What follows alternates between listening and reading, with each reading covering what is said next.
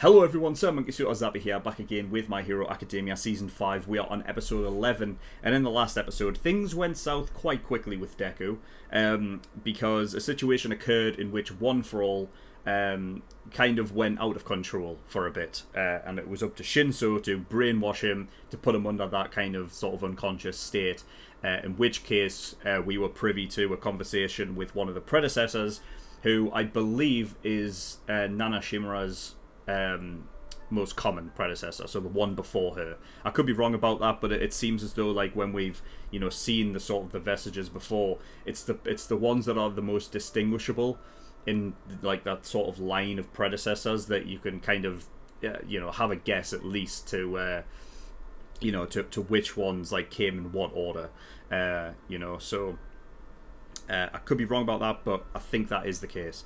So anyway, yeah, so One For All went out of control, seemingly because what was told to us anyway by the predecessor is that core of One For All has been, forever expanding, and it's gotten to the point now, I guess, the singularity point, which is where the holder of One For All will be able to take the previous predecessors of One For All, take their quirk and use them in however they see fit, for whatever the situation calls for. And that is why Deku had lost control, because in that one moment where his one thought was to capture Monoma, it basically got Black Whip out, which is essentially a quirk that is really good for capturing people. So that came out, and I just thought it was a really, really cool episode. I just loved that scene where he's talking about like the One For All and how it's been expanding, and how now we've gotten to the point where it can be used in such a way that is incredible to think about. So I can't wait to see what else we get in terms of quirks previously. So that will be really cool. One of the things I did actually just want to touch on just before we get into the episode was there was this whole thing that the predecessor who was talking to Deku, he says that, like, oh my god, I can feel my spirit going. Almost as if, like, this is, because it's felt like the previous predecessors of One For All and whatnot have been almost living in spirit form inside of One For All. But now that it's expanded to a certain point, I don't know if I'm just kind of, feeling some sort of way about the way that he said it. But it seems as though that, like, this is it. He's giving his spirit, like, essentially his power and his quirk and everything to, like, Deku to use in One For All, and he's no longer going to be, like, that kind of living embodiment, like, in there. Like, almost like, I don't know if we'll see him again. You know what I mean? Like, it almost felt like this was almost like his, like, kind of last thing. Like, he's giving it over. Like, he's giving his quirk over and everything like that. That just seemed like the way he was talking. It could be a way, like, it could mean that, it basically only has, like, a certain amount of time to actually talk to Deku, and that's what he's talking about, and now he's just going back into the One For All state or whatever. I don't know. But it felt as though, like, we weren't going to be able to see him again. And that brought up something with Season 3, Episode 11. The infamous, All Might fight with All For One and the United States of Smash and everything like that. And before that whole move happened, we saw that Nana Shimura obviously gave, like, this concentrated power back to All Might, and I wonder if there was some, like, kind of similar situation there where she gave, like, her, she offered her spirit to All Might in that fight, similar to what this previous predecessor did with Black Whip to Deku. You know what I mean? I don't know if that is actually the case. It sounds cool in my head, but I don't know if that is truly what because I just found it interesting that what we were talking about in the post-discussion for last episode was the idea that we're going back through the previous predecessors from newest to oldest, right? But we haven't had Nana Shimura actually talk to Deku. It actually went to the one before Nana Shimura. So I almost feel like Nana Shimura has already given her, like, you know what I mean? She gave her power over to All Might in that one fight as, like, his last hurrah kind of thing. I could be wrong. but it just sounds right to me. So, I don't know, we'll see. I just wanted to talk about that because I just found it interesting. But anyway, yes, so the match itself is continuing. They've decided to continue it on, and it's going to be a really cool fight. It's already broke out into a brawl, so it's a straight up 4v5. And yeah, we're going to see which sort of whip / rap comes out on top, because it's going to be Deku versus Shinso, and if Deku can somehow quickly understand how to use this new sort of one for all kind of power, which is essentially tied to his emotions and how he feels, which is how it acts, then he's going to have to get everything sorted mentally, and if he's going to be able to pull that off, we'll see. But he's in prime position now, even though it's a 4v5. Deku now has, if he can somehow grasp this new power, then I do feel like he can go on ahead and win this game. So we will see what happens. Nothing else to really talk about, so we are going to get in episode 11. So as always, the reaction will be here on YouTube, but for whatever reason, if it gets taken down, for copyright in the future, I'll re-upload this as a discussion only, and the link to the reaction will be in the description below. And as always, the link to the full-length reaction is in the description below, so if you do want to watch my full-length reaction to this, and not just the cut 10-minute version, then the offer is there for you. But yeah, so nothing else to talk about, so we're going to get in episode 11, see what we get. So without further ado, let's go. Midoriya's acting weird. We don't know what that was earlier. If it happens again, I'll stop the match at once. Aizawa, why do this? Good point, there's a 2. Because they're still determined. Midoriya and Shinso. Deep down, you're a big softie, huh? Yeah. He was stronger than you? I won't risk using my quirk if I can't control it. It's not ideal, but I can't put everyone in danger again. So he's not even Then let's fall back. full cowling it then. Shinso's standing right in front of me, waiting. This is our chance to win. Well, yeah, but you're going to have to be quick and sort this. Does that mean you're going to fight quirkless? I have a favor to ask. If he's able to pull it off, I'll be surprised, but I don't know, man. Shot! David! Can't be taken off the field or we're done for. Twin impact. Fire! Oh, God! Nice! Is he got a shield? I'm the only one my pop-off balls don't stick to. Not only did it give me a way to block twin impact, it let me smash into Fuck's these. sake. I think so. From one trampoline to another.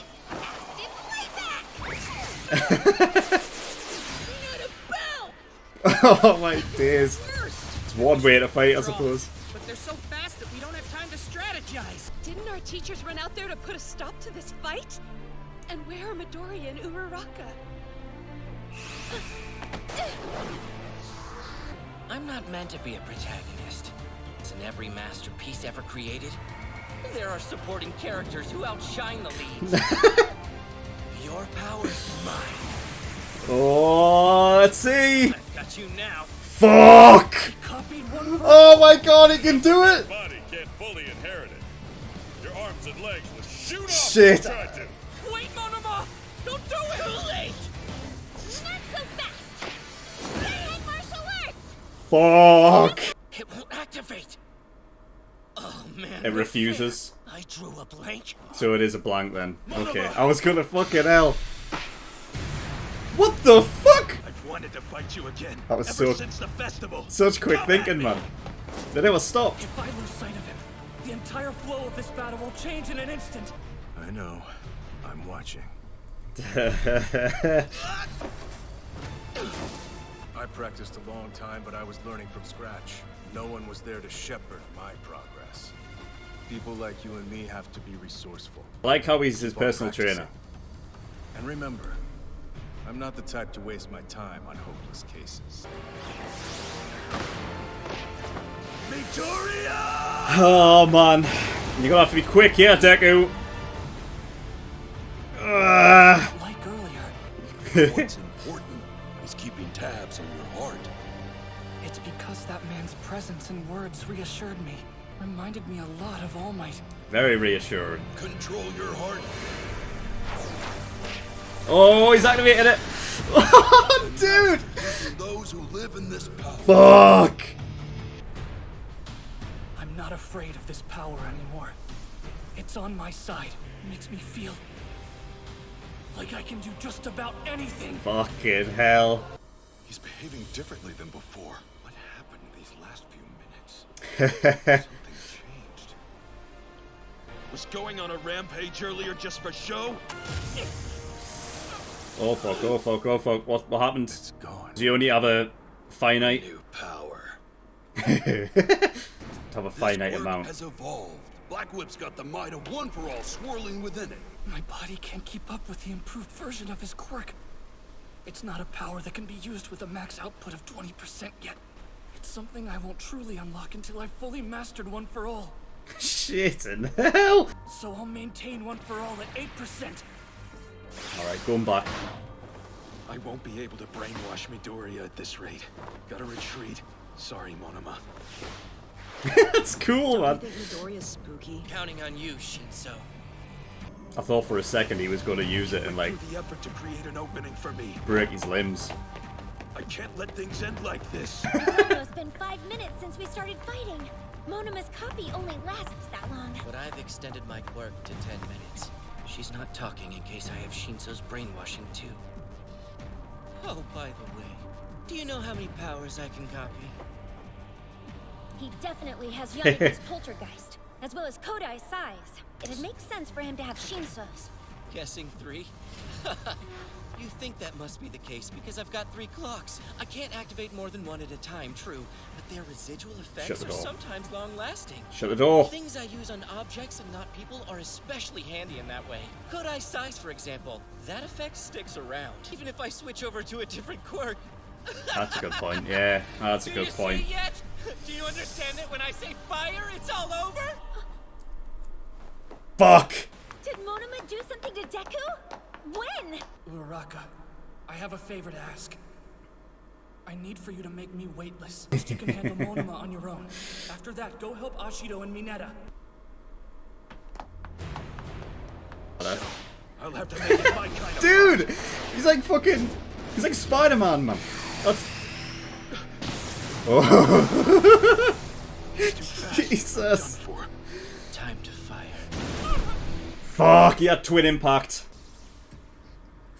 Sorry, Shinso. I didn't plan on getting caught. And this is why they call me a mobile god. God, bad. If we catch one, the rest will be goners. Come on. Forget. Where you started. How far you've come. There you go. Oh, nice.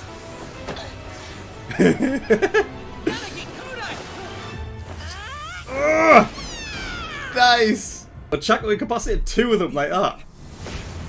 Very good. He's using it. He's using it against them. No. But your classes are moving forward without stopping. Racing further and further ahead while I crawl along. Go beyond, right? Plus Ultra. Damn it. So that's it. Looked awfully Fuck. adventurous for a second there. It ended there. Fifth match has now concluded. The bias sign. Match 1, That's it. Class 1A win Match 2, overall. B. Match 3, draw. Match 4, N. Match 5, N. Wow. Couldn't stand against him on my own. I'm still not strong enough. This isn't finished until we've gone over your critiques. I thought that there might be a It's time thing for the where he rundown. didn't have to win, but depending on how he... Let's just start with Midoriya. What was going on with you? I'm trying to figure out what it was myself. I was overflowing with power and couldn't hold it back. It was like something I'd trusted up until now suddenly bared its fangs at me. They're gonna have to keep an eye on him then now. But thanks to Uraraka and Shinso stopping me, I was able to get a handle on things. And I realized that whatever this is, it isn't something I should fear. If Shinso hadn't made me calm down with his brainwashing, That might get him through, you I don't know. how things would have gone. That might get him through. What a thrill! When Midoriya went out of control, Shinso did great, but Uraraka's swift response has Yep. me overflowing with pride. She did really Putting well your this body match. on- Bet you hugged him real hard, didn't ya? You could claim actually she was MVP. I want to save people. You've grown up quite a bit, Uraraka. Indeed. Very proud. I wasn't knowing what to expect before this match started, there solely for Midoriya's sake. I just did what Uraraka told me to do. You see, I stopped him selfishly. I wanted to fight Midoriya and win. It was all I could do to take care of myself. No one asked any more than that from you, Shinso. No one can master being a hero right away. Except maybe All Might, but he doesn't count. Before becoming a pro hero, you have to make sure you're taking care of yourself, otherwise you'll fail. If you don't have the power to stand your ground on your own, then you can't protect anyone else. With that in mind, what you showed us was enough to earn a passing grade. Oh shit! That's great, but I've still got a ways to go. I experienced firsthand how amazing the hero course is. I'm not going to be satisfied by merely passing. I need to work harder and aim higher, and live up to my potential. Go at it with a plus ultra mentality. Yes, sir! Very nice. Very, very nice. Cool. Okay, episode 11, and the matches end up in a Class 1A victory overall.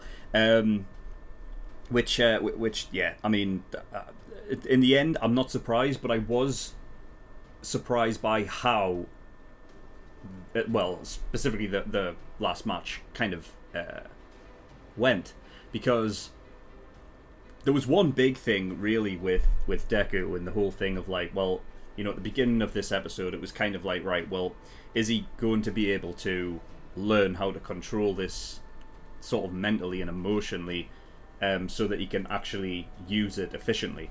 And he did, though he was sort of apprehensive, but he did, you know, try it out once. It worked perfectly, but only for essentially a few seconds.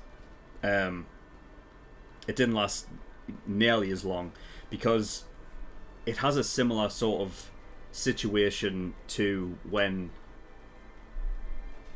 you know, Deku got the you know, the One for All first, like, you know, way back in season 1 and everything like that. Even in like season 2.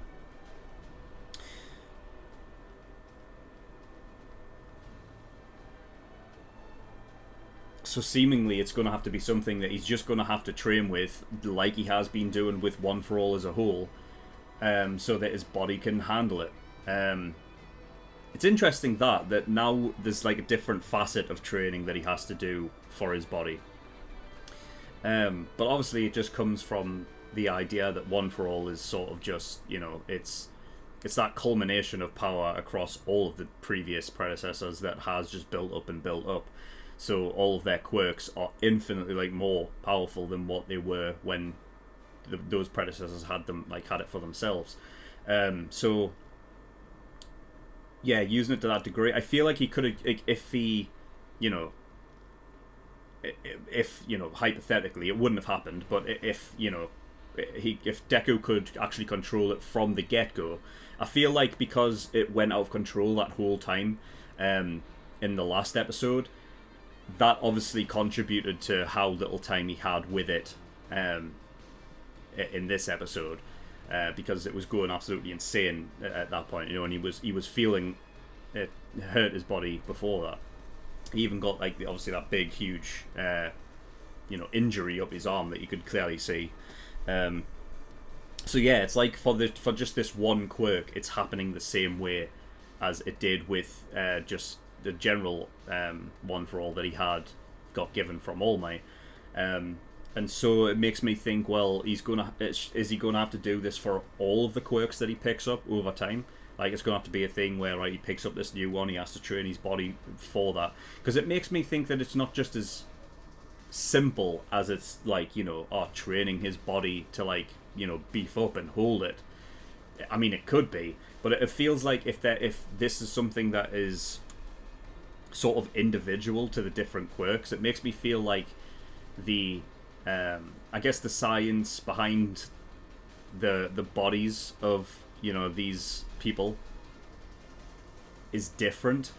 Like, you know what I mean? Like, if you're talking about it as almost as if like there are, you know, circuits in which your quirks sort of run through, that you know, by, you know, if you're just all of a sudden you're getting access to a kind of a new power, then, you know, it kind of would affect you in that way.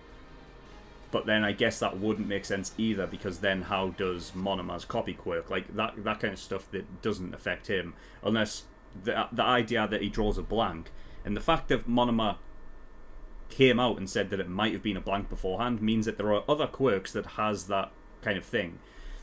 Now, I thought it was just a case of like, well, in terms of One for All, okay, that's kind of like an exception, because it's a completely different Quirk to everything else. It's not as straightforward, so him drawing a blank on that, right, fair enough. But I thought the ones that would be blanks would be, you know, like things that are sort of more physically based. So like Mineta, for example, he's not going to be able to copy that, is he? I think the one thing that he probably could actually, if he did copy Mineta, is like maybe the balls wouldn't stick to him. But it's not like he could actually, like, he's not going to all of a sudden grow a Mineta head. You know what I mean? Where he's like growing these sticky balls off of his head. That's just not going to be the case, is it? So, but maybe it does take that kind of side from it, where like if he was to copy Mineta's Quirk, then the balls wouldn't stick to him and he would be able to bounce off them and everything like that. Maybe that would be the case. But I thought that maybe it was just them kind of things that would be blanks. But we've already seen, I mean, he's already been able to use, you know, Bakugo's Quirk slightly. But it's one of those things where it's like, if he copies the Quirk, does all of a sudden his sweat become, you know, like nitroglycerin? Because I don't know if that's how that kind of thing would work. But I guess it does put a hole in that theory of the idea that, you know, there's these Quirk circuits or whatever that are different for each power or whatever, you know. But I just thought that it was interesting that these Quirks that he's going to be getting, he's going to have to train them, like, you know, back from a stage of like a less percentage of One for All. I mean, he had to go back to 8% for this one, which is something that, you know, he went up at 20% in season 4, right? Like the start of season 4, I believe. But because I think the first time he ever used 8% was in the fight against Bakugo, right? His second fight. So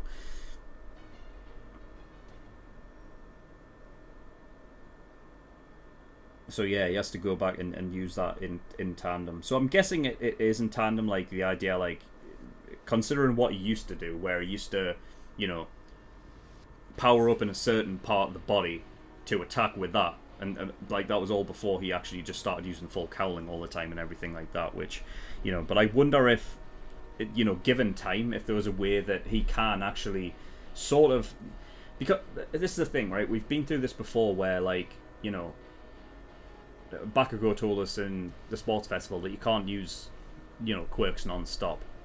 And he kind of likened it to like a kind of like a mana meter in a game where, you know, the more you use it, it's constantly kind of going down, you know. So it makes me think that in time we might get a whole thing where Deku isn't using it all in one the whole time. That in order to kind of sustain possibly a fight for a longer period where he needs to, you know, he needs to be mindful of how much he could actually use, that, you know, he might not be in full cowling for some of them, and he might just, you know, put all of his power into his hand for, like, for example, the Black Whip, you know what I mean, which means that he's not using as much power as he normally would. But yeah, I mean, the one thing about full cowling is the idea that because he's got it throughout his body the whole time, it makes him a hell of a lot more maneuverable and a lot more, you know, agile and quick. So it's just a case of whatever situation they put in. But it would be interesting in time if that is something that he you know, decides to do. So yeah, at the beginning, Aizawa wanted the match to continue. You know, it's a nice thing that, like, in this situation with Deku and Shinso, that, like, Aizawa has two horses, like, in the race, you know what I mean? It was kind of like almost like I guess a win-win in some regards, you know, but the fact that he has Shinso kind of under like under his wing is something that I like. You know, it's like he's Aizawa's got a soft spot. I mean, we all know that. You know, he rarely shows it, but he does show it. You know, so yeah, I do like that. And you know, at the end there, giving him a passing grade is great. So I mean, that means he's coming into the hero course, right? But they didn't elaborate on saying that he had a passing grade. It was just that Shinso after that basically just said, well, I've got to get stronger and everything like that, you know, all of the cliche things that they say. But then that means like where does he, like, what class does he go into then? Because they both have 20, you know.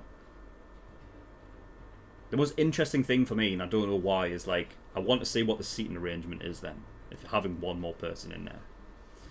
Because for as much anime I have seen, the classroom and everything like that is laid out in such a way that it's obvious. Like, you know what I mean? Like, you've got rows that, you know, build up this kind of like square or rectangle to the back of the room.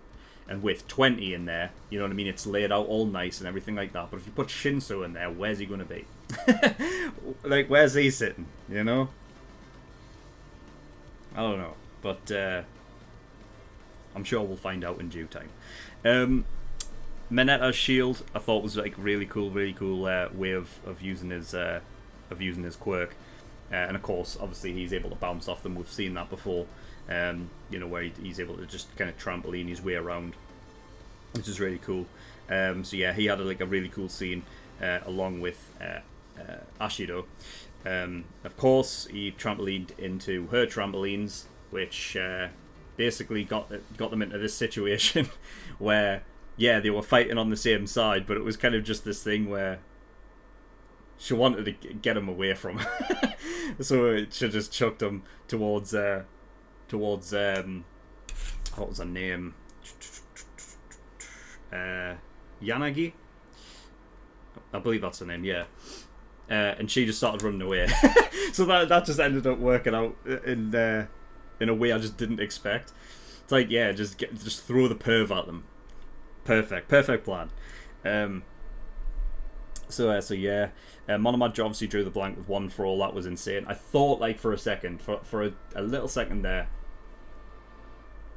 he did have it. He did have it. We saw the you know, the slight lightning coming off, and yeah, I think it was right that, like, Deku immediately thinking, like, shit, like, you know what I mean? Like, this kind of power, like, is not meant for someone who doesn't know what it is.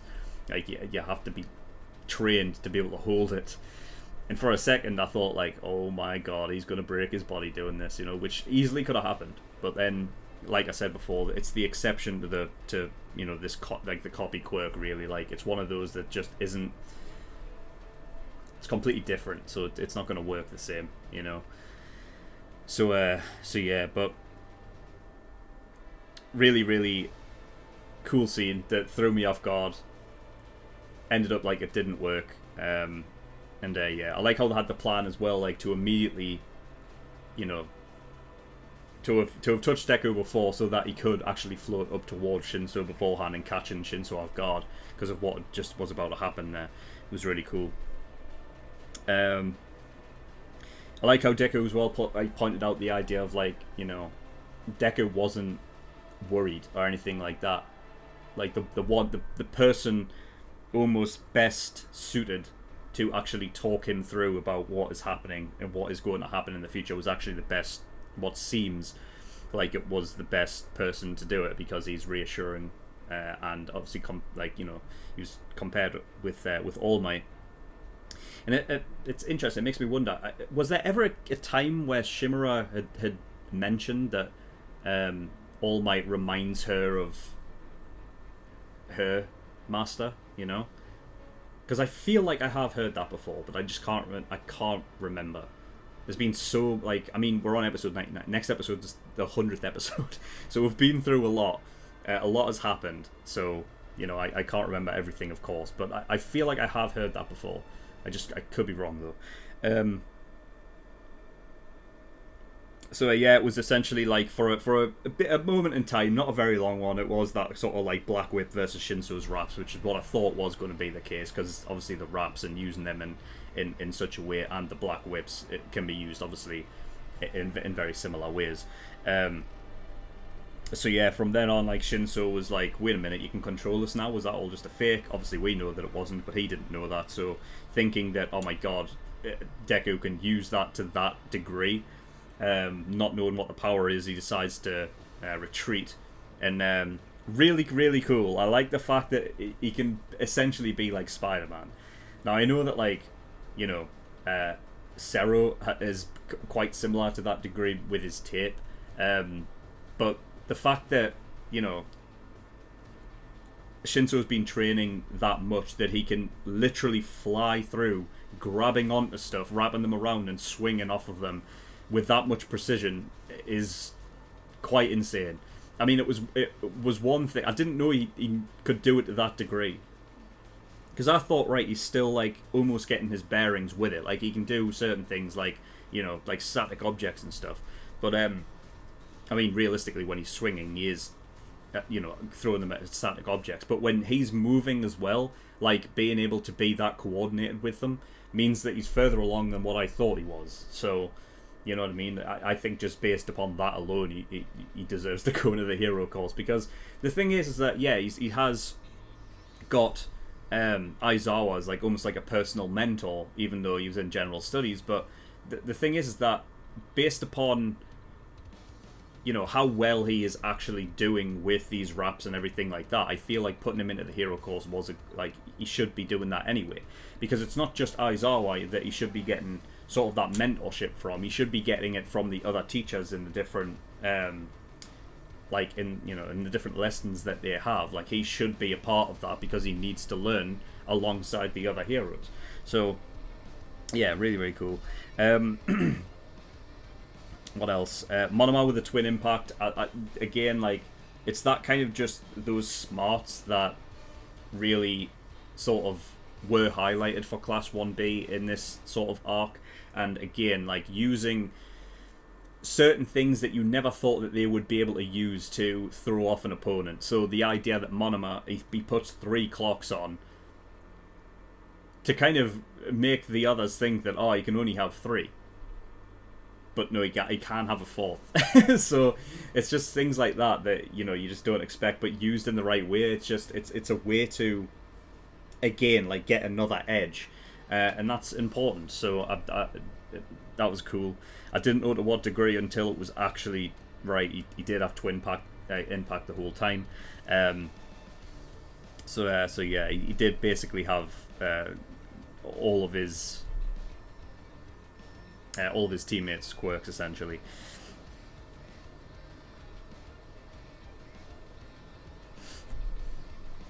And then, yeah, so the fight with Deku and Shinso continues, and the fact that, like, because Deku had gone back down to 8%, he was still able to catch up to him with all of that, which is really cool to see. And then immediately when it got into a one-on-one between them, Deku actually using the wraps against Shinso was like the perfect move. Like, this is what I thought was going to happen, like, back at the beginning of the episode when Deku was wondering whether he's actually going to use the power, you know what I mean? Like, he turned it off, you know? And I was wondering, well, there's a way that he can get in close to Shinso, and that is basically, essentially use the wraps to, you know, to pull him close to him, and he did. So, you know, in that way, it just, you know, it basically went against Shinso, you know. But yeah, I mean, that was the logical way to go around it, and it worked, you know. And I thought for a second there, when it was like going into this whole thing with, you know, Shinso like going like plus ultra and everything, I thought that maybe somehow he was able to get out of it, but he wasn't in the end, and they all got caught anyway. And during that time, Ochako actually like, you know, took what Deku said totally serious, and went immediately after you know, basically towards Ashido and Mineta, and put full trust in Deku to, you know, to get through it. I mean, she's seen enough times that he's able to get through these situations, you know, without having to you know, have someone there to protect him. Only that one time where he basically lost control, where she did jump in immediately. She was the one that told Shinso to brainwash him, and then she comes in to save the day with Ashido and Mineta. Immediately, just one hit out of the blue, takes Yanagi out and pushes Kodai into Mineta's sticky balls. What a sentence that is, man! For God's sake. So yeah, like just like that, immediately in there, sorted it out in no time at all, real quick. You know, and obviously she was the one that caught a hold of Monoma as well and captured him. So honestly, she's the MVP for this match. I never thought that I was going to say that at the before this match had started. If you remember, like before the match had started, I talked. It might have been like 2 episodes ago, like episode 9 post discussion, where I was just talking like, you know, it seems as though those 3, so Deku's teammates, they just didn't seem confident in their abilities. They were looking to Deku to basically win them the match, and that's kind of like the kind of attitude they went in with it. And I was just wondering, like, okay, so we're going up against 5 people, Shinso included, and it's almost like the way that they were talking about it is it's going to be Deku versus the 5. You know what I mean? And I was just like, well, I don't know how well this is actually going to go down, and I didn't know what the thing with One for All was going to do at that point. So it was kind of like this thing of, if something similar happens with with Shinso again, with all of the knowledge we have of the vestiges and everything now, that like what's going to happen here? Like, is it going to incapacitate Deku and now he's out and now it's up to the 3? I just thought that, you know, that if anyone was going to be the MVP of this match, then it would have been Deku, or it would have been, you know, Shinso, or one of class 1Bs that just came out of the woodwork. But yeah, Ochako definitely deserves the MVP because she captured 2 with Monoma and Kodai by sticking her up against the lamppost or whatever the hell it was, essentially incapacitating Yanagi and allowing time for Ashido to take out Twin Impact, whatever his name is, Shoda. So yeah, for me, you know, basically being there for Deku and getting him brainwashed so he composed himself and everything like that. You know what I mean? She never hesitated either. So for me, she definitely gets MVP. So yeah, she's had a really, really good match, and it's nice to see her get some actually get that, I suppose, because I feel like for a long time now she hasn't had that. I feel like ever since the match with Bakugo in the sports festival, where we're like, fucking hell, like Uraraka can go, you know. Ever since then, I feel like she hasn't really stepped up to a to a degree that I feel like we've just seen in this episode. So that's nice to see. Yeah, so they'll have to keep a close eye on Deku now, and I feel like they will. I mean, I know that Deku was basically explaining that, you know, I don't feel like it's, you know, I feel comfortable with it. He doesn't feel worried about it. I know that he said that and everything, but I feel like just because like it's a new power that Deku has basically just said to everyone, it's something I don't know what it is, kind of thing. I mean, he has to say that because he can't come out and say, well, I've got One for All and this is how it works. You know what I mean? The only people who are going to understand what Deku was going on about is Bakugo and All Might, to an extent. I mean, even All Might wasn't even expecting what the hell just happened. So, you know, I'm actually excited to see, hopefully next episode, like a talk between what the hell just happened. So, you know, we'll see what happens there. But yeah, I feel like the likes of, you know, Aizawa is going to be keeping a close eye on him, because I mean, that's another thing with Aizawa and Shinso, is that their quirks have actually in tandem actually worked sort of somewhat similarly. You know, the idea that one can erase a quirk, the other one can brainwash them to stop them from using their quirk anyway. So it's, you know, it's kind of like a match made in heaven between those two. And obviously, you know, Aizawa did say that during like that flashback, where, you know, he says that because of our you know, quirks and everything like that, they're, you know, they're strong on their own, but it's, you know, you need something else alongside it. But yeah, so I feel like Aizawa will probably be, you know, keeping kind of like one eye on him to make sure like you know, something like that doesn't happen again, because, you know, they decided to continue the match, but only because things had quieted down and, you know, Deku wasn't out of control at that point. So yeah, And Aizawa there at the end basically saying that, you know, that they all need to be able to fight without being protected by others, which is obviously something like in this match, you know, was something that obviously Uraraka did, and, you know, we saw in a flashback in the last episode that she was talking about who's there for the heroes when they need help, kind of thing. And it's something that will always be a thing in this show anyway, and the kind of situations that they're in, that sometimes they'll get into a situation that they can't get out of on their own, so another hero is going to have to come in and help, or whatever. You know, but the idea is that that's the point, is that they're, you know, I mean, they're at school, for Christ's sake. They are learning to focus all of their, you know, time and energy on improving their quirk and, you know, all their physical abilities and everything, mental abilities, whatever you want to call it, you know what I mean? So that if a situation does occur where they are on their own, they can fight their way out of it, you know, to you know, whatever degree they're able to do so. You know, so yeah, I just thought that was really cool, really nice arc, I think, because it was one of those where I feel like, you know, Class 1B were able to showcase what they're all about, and we got, you know, introduced to every single one of their characters, every single one of their quirks, and their personalities and everything like that, which I feel like for Class 1B was needed. It just means that now we've got an even lengthier cast of characters. I mean, I know that Class 1B was always there, but in terms of, like, on a name basis, we didn't know them all. Now we do.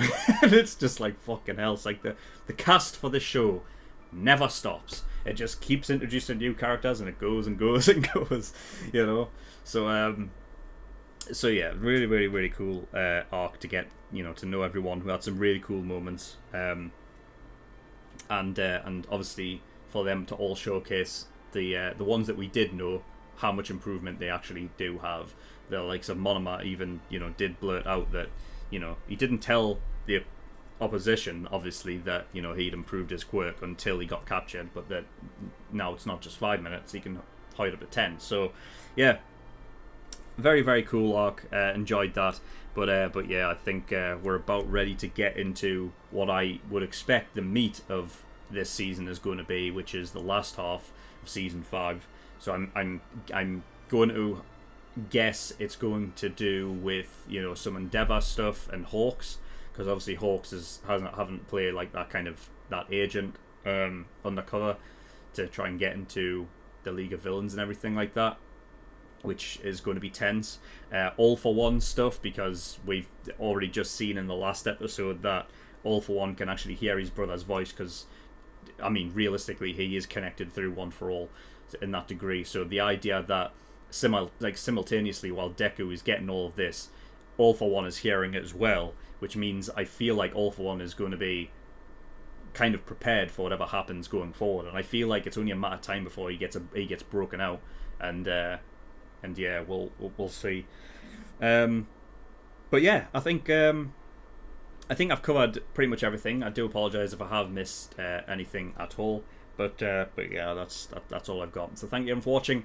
In the description below, I think certain things. One of them is the Discord, so you can get yourself over there if you wish. And I also have a Patreon page as well, so if you do want to support me on Patreon, that'd be very much appreciated. There is a bunch of different tiers and rewards there, like early access gives you access to shows a week early. There's the full-length tier, which gives you access to full-length reactions to all the shows I do. And then there's the exclusive tier, which gives you access to full-length movie reactions and everything like that. So obviously, previously I did watch the Fate Heaven's Feel trilogy, which is absolutely unbelievable, by the way. So if you've never watched Fate before, I truly advise you to actually go watch it, you know. The order I watched it in was Fate Zero, then Fate Unlimited Blade Works, and then Fate Heaven's Feel. That's the way that I did it. And it's just a really cool sort of bunch of events that happen around certain things, and, you know, basically like Holy Grail War, bringing past heroes like back from the dead as summons and everything, and it's really cool, and it's done by UFO Table that did Demon Slayer. And speaking of Demon Slayer, the Infinity Train movie just came out on Funimation, so you best believe that I'm going to be reacting to that soon. So if you do want to watch my full-length movie reaction on that, then exclusive tier is for you. Of course, you know, the cut-down 20-minute version or whatever will be out for everyone to watch, but, you know, if you want to watch the full thing, then that'll be there for you as well. But anyway, yeah, that's all I've got, so thank you for watching. I'll see you all next time. Bye-bye.